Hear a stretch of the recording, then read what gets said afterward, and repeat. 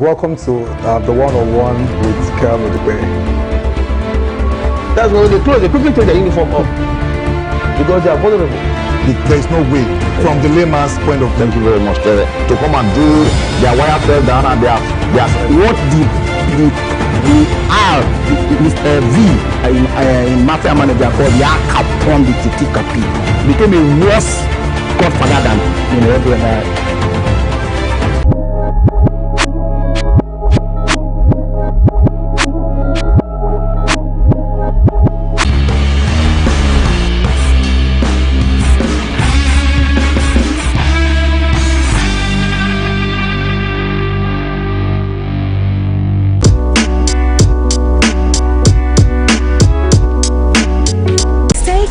To TSL Nigeria and get updates on the go all day, every day. Subscribe to our YouTube channel on TSL Nigeria Space TV and join our online family. Growing up, we all planned how we're going to enjoy our adulthood. You're going to go to school, do your youth service program, do everything you need to do, learn a vocation, pick up a skill, and finally join the labor market. Now, while all of this is really, really exciting, entering every new workspace has a set of rules, regulations, expectations, and social graces that you have to maneuver to make sure that you succeed. This morning, the ladies and I will be discussing the things that you need to know for your very first job. Good morning, babies. Good morning. And it's only right that we're doing this on the first working day of the week. Yeah. But I need to start off with this question. Personal experiences. I'm leaving this in personal experiences right now. What is the first surprising or shocking thing you experienced in your very first job? The first realization that hit you. I'm not saying it happened on the first day, maybe after the job when you were reminiscing and thinking, this. What was the first thing that you found immensely surprising? That you focus on your job if you came to work.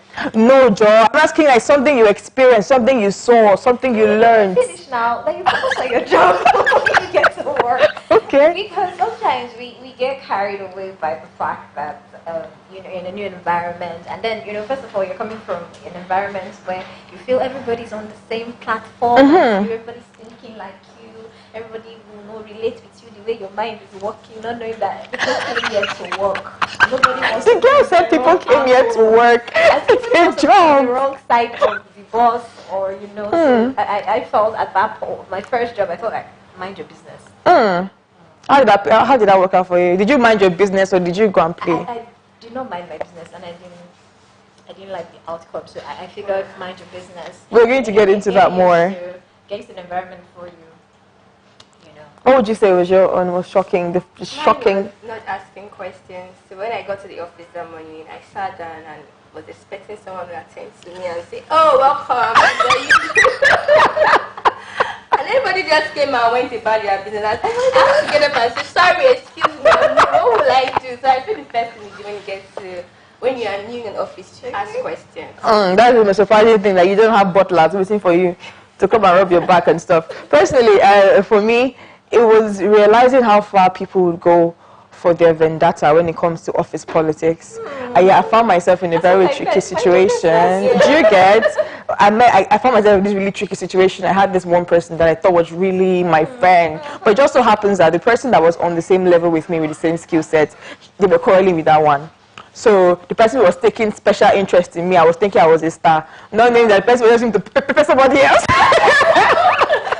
So yeah, that was the very first shocking thing that I experienced. Like people would go so far for whatever vendetta they're trying to push.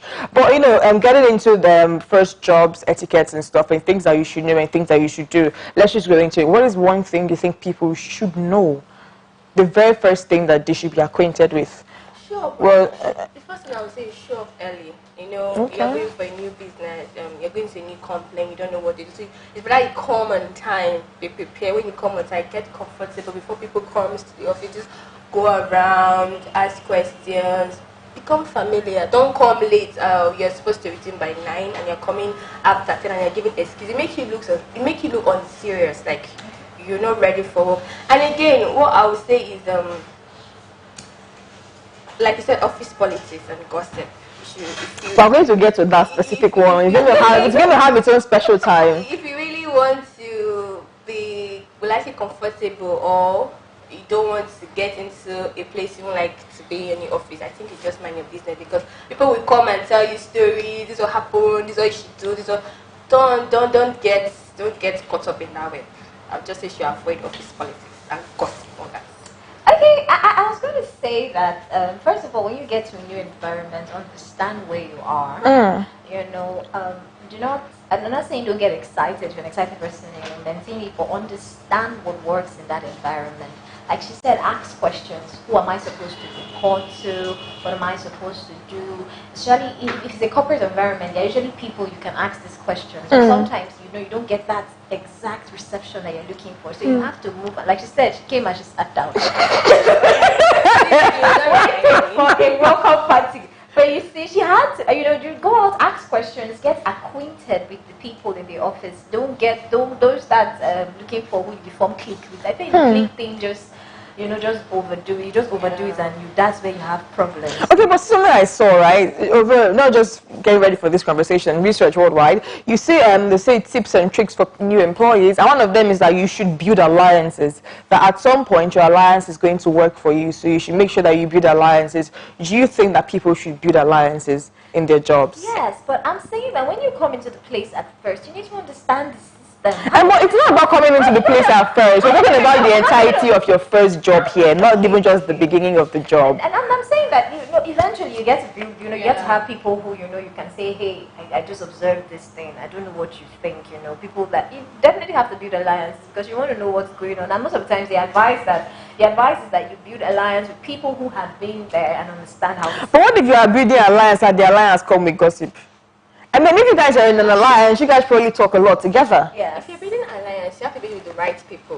When you are familiar with your workplace, you tend to know those who are serious-minded and those who are gossipers. And so you decide on whose camp you want to stay with. So for me, I think you should go with the right set of people, the right flow. At least they will help you understand your workplace and improve the way people see you now. Because when I see you always working, I tend to have this perspective. Oh, she's a hardworking person. She doesn't have time for gossip. She's focused.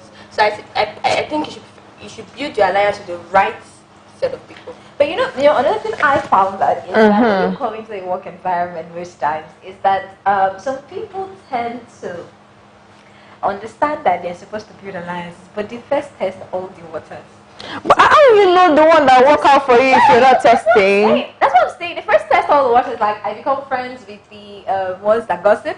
I become friends with the ones that are serious. I'm friends with everybody. And then I'm trying to understand and say, okay, let me see which one I will lean towards the most. Which one I will lean towards the most, because you don't want to be on the not receiving end or on the wrong side of the equation. So yes, and I feel that every office, every company has a clique of gossips. It just happens. I don't know how it happens, but there are people that just always have the information about everybody and everything. But they are just very informed. It just so happens that they're informed. People who know too much about everything, something is up. It's suspect, right? Suspect. Okay, so there's a popular belief, you know, whenever you're thinking about workplace or on social media, you always hear something. Your colleagues are not your friends. Joanne, do you believe that your colleagues are not your friends? Remember that your colleagues are watching you. I don't believe that, because you know, when you're in the new environment, or you how will I put this now? You go to work almost every day. You meet these people, this group of people every day. You become friends with them one or the other. Because see them almost, let me say, Monday to Friday, almost every day. At least 10 hours of your day. Yeah, 4 hours. You guys are like friends already. So I don't believe your colleagues are not your friends. Ejiro.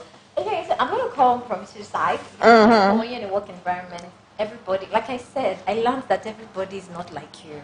Yeah. Do you understand? And everybody doesn't have as much as it's not as open-minded as you are. So I may come and I say, I want to be this person's friend, and then this person, you know, like Joyce said, you know, they're using her to make another person jealous. Pay me. So no, she was happy in her mind that she had created a relationship, but that wasn't the case. So everybody is not like you. Everybody's not thinking like you. So when you come in, that's why I say when you come to an environment, you have to observe and you have to be careful, because you don't want to say, but I didn't know that was what was happening. Yes. And then, you know, you lose your job or something goes wrong or you're queried or you're suspended. So it's a two-sided thing. You can build good relationships from your workplace because, I mean, you spend most of your time with these people. So some of them can end up being your friends, but you know, time, like I said, will tell who is your friend or who is your foe. Okay, but I mean, what if you already chose your friend and you make the mistakes? Or, okay, for example, I saw an article that says you're going out with your work friends, you know, you guys are going for drinks. The way you should drink with your friends that know you from your house is a different way you should drink with your friends from work, because you can make them lose respect for you in the workplace. Now, is this a possible thing? Keeping in mind that you and that person are already friends, whether you guys met at work or you met at the club or you met in school. Does it count? Is there a specific kind of fun you can have with your coworkers that you can't have with your regular friends, or the ones you can have with your friends but you can't really have with your coworkers? Well, I think, like I said, time tells, you know, because there are people who have worked in a company for years, you know, let's say 5 years, 10 years, 8 years, you know, time. Time is a factor for effective friendship. Now, if you're going to take friendship as an equation in a workplace, it means you have to be sure that you're not putting your legs into something that's going to backfire at the end of the day. Because people could be in your life actually still for a long time and still turn against you. Because everybody, especially if you're doing so well and then you have this friend, you know, who you guys are working together, and then especially you feel intimidated, you feel that you're in competition, and then his own strategy is to get close to you because he wants to bring you down. People are that petty. Now that happens, but there are also people, because we cannot just put everybody in one basket, there are also people who are out there to build a relationship with you and they really want you to, you know, want to get something out of you. So when it comes to not showing, like not showing yourself now, I don't want to show myself to my colleagues that I mean, yes, let's say not really I can take 7 shots of tequila. I'll take 2. Just to make sure that, I mean, it is hard for them to hold your hair when you're throwing up on Saturday night, and then on Monday you guys are like, okay, so this is the client document. Does it affect, like, do I now see I say, this girl safe? That's the person's problem. I think that's the person's No, don't you think it will affect your work? Like, maybe they'll find you less responsible, or maybe there are some places that they want to, you guys go to the club now, a lot of guys are hitting on you, you are giving everybody your number, and then there's like a job that you have to go and represent the company. This guy with the, like, what makes you no good, they collect client number and stuff. So do you think it's a thing that can happen? Yes, it's a thing that can happen. People do it. I have that question because those people you call your friends are not really your friends. People that do that to you they are not really your friend. That's how I would call it. Or they are really, really your friends. They know you so much in their head that they think that you're capable of certain things. If I am your friend, I think I want best for you. I won't want to say because you got something on an appointment. I feel you slept around everybody just because I knew when we went on a Saturday night, you give everybody your number. Keep in mind that if you're on this person that is really your friend, odds that you guys are on the same level, you guys are up for the same promotions, you guys are up for this. That is not just your friend, that is your competition in one way or shape or form. That's what I'm saying. But even if the person is your competition, it means that you would have observed a land over time that this is what this person is over. I mean, I don't think that you're that insensitive not to know that this person is after your back. People who are after you and feel competitive towards you always find a way to show it. But no matter how they hide it, it comes out somehow. You will see it in the way they relate with you. You see it in the way they make snide comments about you. You see it about when you guys go out, the way the person, you know, distance himself because he's trying to keep a clean slate. You will see it because you're dealing with human beings. So that's okay. All right, wonderful. No, there's a myth that I want us to, I don't know, I'll say it's a myth we should debunk, or just something we should really talk about. Now, I found something called the trying too much syndrome. Basically, people, when they get their very first jobs, they want to make a first great impression on their first employer so bad that they end up doing too much. You're supposed to come to work Monday to Friday, you've added Sunday to it. You come before everyone, you leave last. Take your sick days, you don't take your sick days, you're always the first person to come and clean the chair even when you're not the one that's supposed to clean the chair. Basically, it's called doing too much. And over time, you find out that the employees that were in the office before you start feeling slighted because you might end up making them look bad. But in your own ground, you're just trying to have a good impression. So do you believe this is real, that people do too much on their first jobs? Yeah, people do too much. Did you do too much in your first job? did not do too much. It was just a culture for me. And, in the environment I was at that time, people kept comparing me to other staffs. Now, it wasn't a quest to be compared. It was just something that was natural for me. So I wasn't trying to impress. But I feel that people who are not now like me, that, you know, it comes natural for them, they go the extra mile to even make you look bad that, you know, it's natural for you. So, and people overdo it because they don't want to be on the bad side, because before you get into the working place, you have been told so many stories. You know, you have to be on time, and being on time is good, you know, but, you know, people now say, can't be late. Be on time, you know, make sure you're in the office and you set everything in place. You know, if you're working as a PA, you know, everything has to be on time. You have to be around, your phone has to be on, you have to quickly pick your call, always make sure that this, you know, always have to write down, you know, you're extra careful because you don't want trouble. Because this job means a lot to you and you don't want to get it wrong. So I get that, you know, there can be a point of overdoing, but, you know, if something is not genuine, you begin to slack at the end of it. But what if it's not engineering, you're just tired? What if you're just tired? You've been on that overdoing for 3 months and now you're just tired. And it's not even in your job description, so now you feel like you can drop it, So but you can't. I feel Because you were trying to make a good impression. That is why they're saying it's a syndrome. It's something that people do. 2-3 months down the line, you're now tired. You're not saying that you're the only one putting in the extra hours. You're saying that it is not showing your salary. You know, stuff like that. And then you withdraw, and you now seem like a bad person. People should understand that they employed you in the first place because they think or they thought you were capable and did their business. So why try too hard? Why try too much? For me, I feel when they employ me to do my work, I rather stay focused on what I came to do. Because in the long run, you are going to get tired, like you said, of doing it. People will say, oh, so you're just for me. Yes, activity, you're for me. After the initial graduation, you are tired now. So I feel it's better you just be yourself. Be yourself, because I feel they employed you because they thought you're capable of handling their business. So why try too hard? I like that. Why try too hard when they really should know your capabilities? And now, before I wrap it up, this one is quite dicey, and I want you guys to just jump in. Now, I found something called the employer's pet. Now, the employer's pet is known as an employee that tries everything to please the boss to the detriment of their co-workers. Now, the myth about the employer's pet is that if you make yourself a threat to your employees, they might feel slighted enough to do something that could make you lose your job or make the working environment uncomfortable for you. When they know that whatever they do, you might be the snitch to go and tell the boss, or if you guys all get in trouble because of how much love the boss has for you, you probably have like less of the issue and stuff. Do you guys think employer's pets exists? Like it's a real thing? I won't even say that it's just a pet thing. I think they're loyalists in every company.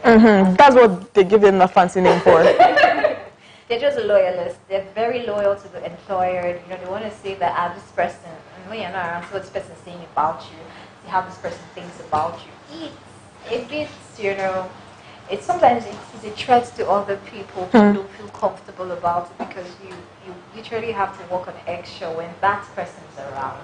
You don't feel comfortable in the office, and I don't think that's a very comfortable working environment for anybody. So remember, like on your first job, can you strive or should you strive to be the employer? So remember that this thing comes with perks. So if a guy is going to Abuja for a trip, he might just carry you. When is the promotion time? Your name might just come up first because he trusts you and stuff, or he or she trusts you and stuff. So shouldn't you try to be the employer's pet? No, because in the long run, it has its advantage. People always see you as a backstabber. They don't trust you, even when you're speaking your truth. They feel in the long run, oh, I beg, if anything happens, they are the first person that comes to their mind as a suspect. Yes. And they will try to kick you out. Another thing is that, you know, that person eventually doesn't even know how to work as a team. Yeah. He's not a teammate, he's not a team player, he's just a snitch. Wow. Okay, we're going to wrap up this conversation. Now, there's so much more that we'd like to crack about your first job, but right now, we'll just go around for final thoughts. So, give your final thoughts to the people that are just starting out their first job or about to start out their first job. What is one thing you feel like they ought to know? Just a final thought on the conversation. Okay, for me, I would say listen and observe. Don't be a know-it-all. Don't let people see you as a know-it-all. Just when you get to the complete, first thing you should listen and listen.